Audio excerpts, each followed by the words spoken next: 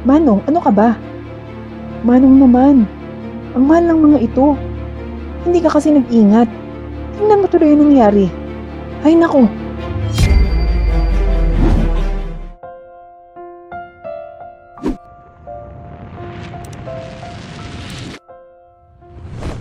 stressed. Yan ay isang salitang pwedeng gamitin upang ilarawan ng isa sa mga supervisor ng Flora Wedding Company. Supervisor na kasalukuyang tumatakbo sa buong building na parang baliw. Kung saan-saan na lang siya pumunta. Nilibot niya ang lahat ng palapag ng kumpanya upang siguraduhin na tama ang ginagawa ng lahat at ayos ang mga dapat ayusin. Ginagawa niya ito dahil maraming staff ang nagkataon na nag-leave para dumalo sa kani-kanilang mga emergencies.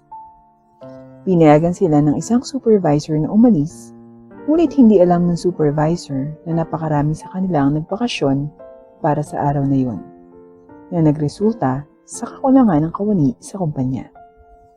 Bilang supervisor ng kumpanya na ito, kailangan ko itong gawin. Naku, yari talaga yung mga yan bukas.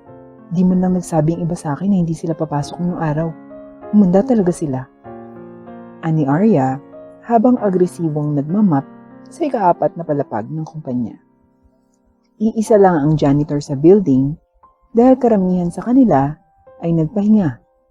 Kaya naiwan si Arya sa paglilinis. Hindi lang si Arya ang nagtatrabaho, may iba rin. Ngunit hindi nila nakaya ang lahat ng gawain, kaya naman nagsikap sila ng sobra dahil hindi nila kayang makipagsabayan sa pagiging short-staffed. Napagod si Arya, kaya bigla niyang inilagay ang map sa dingding at sumandal dito habang minamasahe ang kanyang ulo. Bandang 3:00 na ng hapon noon. Dahil sa hirap niya sa trabaho, nakalimutan ni Arya na kumain. Naku, pag ako walang race dito. Sabi ni Arya sa sarili na nakakunot ang noo. Walang limitasyon na oras para magpahinga si Arya, kaya agad siyang tumayo at kinuha ang mop at balde para lumipat sa ika-5 palapag para maglinis ng sahig. Pero bago pa man siya makapasok sa elevator, ay nasulyapan niya ang isang matandang lalaki na may dalang balde at mop din at nakasuot siya ng damit ng janitor. Isinara na lang ni Arya ang elevator at tinawag niya ang matanda. Manong! Sigaw ni Arya. Narinig ito ng matanda at tumalikod ito para harapin si Arya.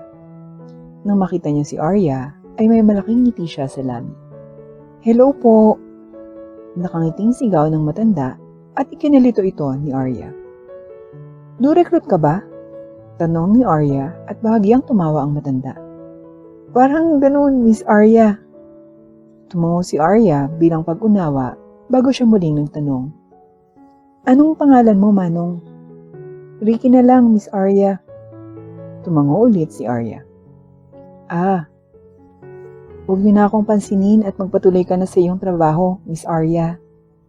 Matanda na ako pero kaya ko pa rin naman. Sabi ng matanda na si Ricky habang nakangiting kumaway kay Arya. Ang awkward para kay Arya pero nagtaas siya ng kamay at kumaway pabalik ng nakangiti kahit na parang kinakabahan ang ngiti niya. Sana lang ay hindi nakita ng matanda ang kaba niyang ngiti dahil sa layo.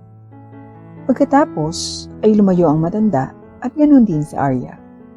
Pinindot niya ang pindutan ng elevator at pumasok sa loob pagkatapos ito bumukas. Kailan ba matatapos to? Reklamo ni Arya habang papasok ng elevator. Nang makarating siya sa ika-5 palapag, magsisimula na sana siyang maglinis nang may napansin siyang kakaiba. Ang mga palapag ng ika-5 palapag ay nagniningning na at walang batik. Sinong naglinis dito? Walang tinatanong si Arya kundi ang sarili niya habang naglalakad siya sa palapag ng ika-5 palapag. Tinignan niya ang mga bakanting silid sa ika-5 palapag ng kumpanya at nagulat siya. Malinis ang lahat ng mga silid. Nakaayos ang lahat. Malinis ang mga sahig. Walang batik ng alikabok ang makikita. At amoy sariwa ang silid na parang hindi pa nagagamit. Sino kaya ang naglinis dito? Ang galing naman, ang linis. Bulalas ni Arya habang pinagmamasdan ang buong silid. Tahimik niyang tinitingnan ang buong silid bago niya narinig ang tunog ng pagkabasag. Agad na lumabas ng silid si Arya at sumugod kung saan nanggaling ang tunog. Napansin ni Arya na bukas ang isa sa mga pinto sa ikalimang palapag, kaya agad siyang nagtungo para tingnan ito. At nang buksan niya ang pinto, nagulat siya nang makita niya ang matanda kanina. Nakaluhod sa lupa ang matanda na may ginagawang hindi alam ni Arya dahil nakaharap sa kanya ang likod nito at hindi niya makita kung anong ginagawa ng matanda. "Manong Ricky, anong ginagawa mo?" Tanong ni Arya habang dahan-dahang naglalakad patungo sa matanda. Nang makalapit si Arya, laking gulat niya nang makita ang mga basag na bubog ng klorera sa sahig. "Manong, anong ginawa mo?" Hindi napigilang mapasigaw ni Arya sa matanda na labis na napatalon sa gulat. "Miss Arya, pasensya na. Papalitan ko na lang. Hindi ko kasi napansin ang vase na ito nang pumasok ako." Humingi ng tawad ang matanda, ngunit hindi ito narinig ni Arya. Ang kanyang mga emosyon para sa araw na yun ay napuno siya at napuno na. Ibig sabihin, nagalit na siya. "Manong, ano ka ba?" Galit na sigaw ni Arya habang nakaluhod para kunin ang mga piraso ng basag na salamin. "Manong naman, ang mahal ng mga ito. Hindi ka kasi nag-ingat. Tingnan mo tuloy ang nangyari. Hay nako!" Saway ni Arya sa matanda. "Pasensya na." Ito lang ang nasabi ng matanda. Nakasimangot na tiningnan ni Arya ang matanda at napabuntong hinang ito para ilabas ang stress. "Alam mo Manong, sa tingin ko, hindi ka talaga bagay sa trabaho na to. Bago ka, di ba?" "Naku, baka pagkatapos ng isang buwan na pagtatrabaho mo dito, isang dosenang mga plurera lang nabasag mo. Naku Manong, malaki ang babayaran mo. Kung ako sa'yo Manong, umuwi ka na lang at manatili sa bahay mo kasama ang mga apo mo o mga pamilya mo. Hindi ka talaga bagay dito sa kumpanya na ganito." Kinamot ng matanda ang ulo niya bago sumagot. "Miss Arya, bakit nga pala kita binibigyan ng pagpipilian? Ako nga palang supervisor. Manong Ricky, wala akong pakialam kung bago ka lang. You're fired. Kaya, aray," naputol ang pagsasalita ni Arya nang makaramdam siya ng sakit sa kanyang mga daliri. Nang tingnan niya ang kanyang kamay, napansin niyang dumudugo ang isang daliri niya. Mabilis na tumayo si Arya. "I don't want to hear any excuses, Manong. You're fired. Huwag ka nang bumalik, please lang." Nang hindi man lang nakapagpaliwanag ang matanda, mabilis na lumabas ng kwarto si Arya para pumunta sa banyo. Napabuntong hininga na lamang ang matanda habang pinagmamasdan ng dalaga na lumabas ng silid. "Naku, malaki talaga ang apekto ng stress sa mga tao," sabi ng matanda. Papunta sa banyo, pinisil ni Arya ang sugat niya para lumabas ang dugo sa sugat. Pagkatapos, ay inilagay niya ang kanyang kamay sa ilalim ng lababo at hinayaang hugasang mabuti ng tubig ang kanyang sugat. Habang naghuhugas siya ng kamay, tumunog ang phone niya. Pinatay ni Arya ang tubig at pinunasan ang kamay ng malinis na tuwalya. Pagkatapos ay sinagot niya ang tawag sa kanyang telepono at inilagay ito sa pagitan ng kanyang balikat at tainga habang naglalagay siya ng band-aid sa kanyang sugat gamit ang kanyang dalawang kamay. "Hello? Sino to?" Tanong ni Arya dahil wala siyang oras na makita ang pangalan ng tumatawag dahil agad niya itong sinagot. "Arya, si Mira to. Dinilit mo ba yung number ko? Ang sama mo." "Well, anyway girl, andito si boss sa first floor. Pinatawag niya ang lahat ng staff, kaya bumaba ka na. Nasaan ka ba?" "First of all, boss? Sinong boss? Si Sir Rodolfo ba?" Tanong ni Arya. "Si boss, yung original na may-ari ng kumpanya na to. Papa ni Sir Rodolfo. Si Sir Richard. Hindi mo pa siya nakikilala, I think. Since nung nag-apply ka ng trabaho dito si Sir Rodolfo na yung namamahala." Paliwanag ni Mira. "Ah, ganun ba? O sige, pupunta na ako. Tatapusin ko lang tong ginagawa ko." "Okay, bilisan mo ha. Ikaw na lang hinihintay. Sige. Bye-bye. Bye. At pagkatapos ng tawag, mabilis na tinapos ni Arya ang kanyang ginagawa at tinungo ang unang palapag ng kumpanya. Pagdating niya, nakita niya ang lahat ng staff na nakapaligid sa isang tao. Dahil nakapaligid ang mga tauhan sa taong iyon, hindi makita ni Arya kung sino ito. Nagpasya si Arya na lapitan ang kaibigang si Mira. Mira, hello, nandito na ako. Bati ni Arya sa kaibigan at katrabaho. Ay puti, andito ka na. Sir Richard is about to explain kung anong gagawin natin para sa ngayong araw. Tumango si Arya bilang pag-unawa. Ah, Miss Arya, there you are. May biglang nagsalita at nakuha nito ang atensyon ni Arya. Tumabi ang ilang staff para makita ni Arya kung sinong tumawag sa kanya at sa kanyang pagtataka at pagkadismaya, ang taong tumawag sa kanya ay ang parehong matanda na tinanggalan niya ng trabaho ilang minuto pa lang ang nakalilipas. Tinapik ng kaibigan ni Arya ang kanyang balikat. Ano po yun, sir? Nagulat siya nang biglang umiti sa kanya ang matanda. Nothing, Miss Arya. I just want to thank you for your work dito sa Flora Wedding Company. We appreciate workers like you. Sabi ng matanda. Ni Sir Richard kay Arya. Isang butil ng pawis ang tumulo sa noo ni Arya nang tanggapin niya ang papuri mula sa kanyang superior. Salamat po, sir.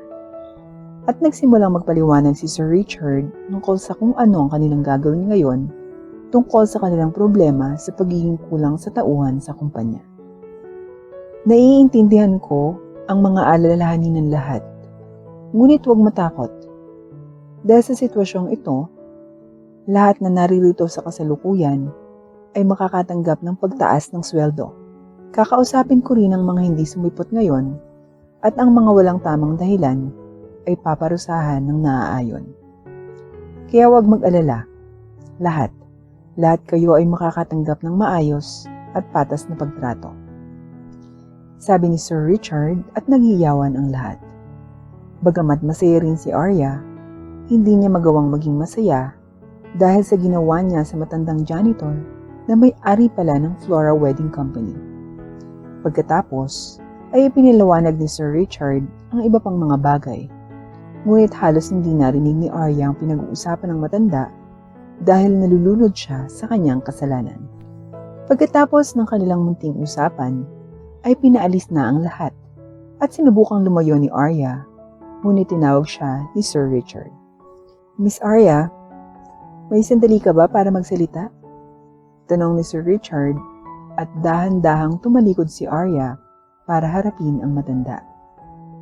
Hindi na nag-aksaya ng oras si Arya nang bigla siyang magmakaawa.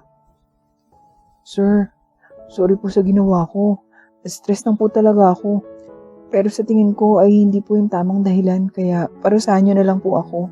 Kung gusto niyo pong tanggalin ako sa trabaho, please go. Deserve ko po. Sabi ni Arya na biglang lumuhod. Laking gulat ni Sir Richard at agad niyang nilapitan si Arya at tinulungang tumayo. Ano ka ba, iha? Tumayo ka nga dyan. Hindi kita tatanggalin sa trabaho. Lalo na sa napakakritikal na sandaling ito. Huwag kang mag-alala. Naiintindihan ko ang nararamdaman mo kanina at nagkamali ako na basagin yung plurara na iyon na nagpatalsik sa iyo. Huwag kang mag-alala. Kaya huminahon ka, iha. Sabi ni Sir Richard. Huminga ng malalim si Arya bago niya pinakawala ng kanyang hininga. Napatingin siya kay Sir Richard na may apologetic na expression. Pasensya na po talaga, sir. Nagdala lang po ako ng emosyon ko kanina. Stress po kasi talaga ako kaya humihingi po ako ng paumanhin. Sabi ni Arya, pero ngumiti lang sa kanyang matanda. Huwag kang mag-alala, iha. Pinapatawad kita. Pero kailangan mo munang patawarin ang sarili mo. Sa narinig, ay dahan-dahang ngumiti si Arya. Ayan! Ayoko ng anumang negatibo sa loob ng kumpanya nito, kaya patuloy na ngumiti ka lang. Ikaw ay isang magandang binibini. Naiintindihan ko ang iyong mga dahilan, kaya huwag kang mag-alala. Sabi ni Sir Richard at halos mapaiyak si Ira sa kabaitan niya. Sige po, sir. Salamat po. Now go. May trabaho pa tayo, di ba? Huwag kang mag-alala. Malalagpasan natin ang araw na to. Maaring nakaka-stress dahil sa laki ng kumpanya na to. At ang dami nating dapat gawin. Marami tayong kliyente na kailangan nating pagsilbihan. Pero huwag kang mag-alala. Malalampasan natin ito ng magkakasama. Okay? Ngayon, magtrabaho na tayo? Nakangiting sabi ni Sir Richard at ngumiti naman si Arya. Yes, sir. Cheers! Tuwang-tuwa ang lahat habang nakaupo sa paligid ng isang mesa. Isang linggo na ang nakararaan mula nang mangyari ang abala at nakaka-stress na araw na yun, ngunit nalagpasan nila ito. At pagkatapos matiyak na may sapat na manggagawa para sa kumpanya, inimbitahan ng orihinal na may-ari ng kumpanya ang lahat ng mga manggagawang nagsumikap noong araw na yon na maghapunan sa labas. Everyone, please enjoy. It's on me. Sabi ng may-ari ng kumpanya at naghiyawan at nagpalakpakan ng lahat. Napatingin tuloy si Sir Richard kay Arya na nakangiting nakatingin sa kanya. Diba sabi ko sa iyo, Miss Arya, malalagpasan din natin yun. Sabi ni Sir Richard habang itinataas ang baso niya. Cheers! Sabi ni Arya habang itinataas din ang baso niya. Sir, sigurado po ba kayo na hindi po kayo galit sa akin? Biglang tanong ni Arya at tumawa ng mahina si Sir Richard.